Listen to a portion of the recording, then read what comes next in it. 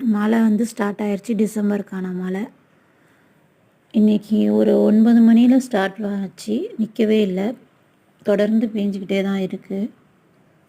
சரி கொஞ்சமாவது விடுன்னு பார்த்தா கொஞ்சம் கூட விடவே இல்லை. மழை கூட்டிட்டு வரலான்னு போனேன். ஆனால் தண்ணிலாம் அவ்வளோவா இல்லை. ஒரு சில இடங்களில் மட்டும் தண்ணி தேங்கி நிற்கிது. மற்றபடி எங்கள் வீட்டு பக்கம்லாம் வந்து மழை பெய்ய தண்ணி வந்து போயிடுது, வடிஞ்சிருது. ஒரு பொட்டு இல்லாமல் ரோடெல்லாம் நல்லா க்ளீனாக இருக்குது. நாய்கள் தொல்லை தான் தாங்க முடியல. என்ன தான் இருந்தாலும் என் மகளை கூப்பிட்டுட்டு தானே வரணும்னு ரெயின் கோட்லாம் போட்டுட்டு நல்லா பக்காவாக போனேன். வீட்டுக்கு வரும்போதுக்கு ஃபுல்லாக தலை மட்டும்தான் தப்பிச்சிச்சு, மற்றபடி எல்லாம் தொப்பக்கட்டையாக நனைஞ்சிட்டோம். அந்த அளவுக்கு மழை பெஞ்சிச்சு. ரெயின் கோட் இருந்துமே தொப்பக்கட்டையாயிருச்சு. வீட்டில் வந்து மூடி வந்து இல்லை முகத்துக்கு, அதை உடச்சிட்டாங்க என் ஹஸ்பண்ட். அதனால் கண்ணாடி வந்து போட்டுக்கலான்னு வாங்கினேன்.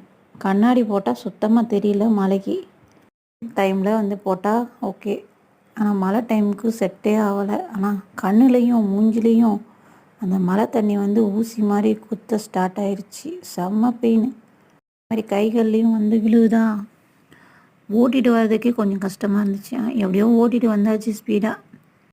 ஓவர் ஸ்பீடாக வந்து ஓட்டலை, ஏதோ ஒரு மீடியமில் ஓட்டிகிட்டு வந்தேன்.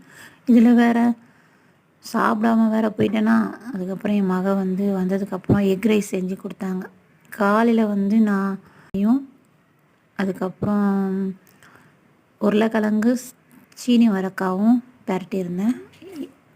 இல்லாமல் போயிடுச்சு புளியோதரை. அதனால் ஒயிட் ரைஸில் எக்கு போட்டு என் மக எக் ரைஸ் பண்ணிட்டாங்க. அல்ஹம்துலில்லாஹ்.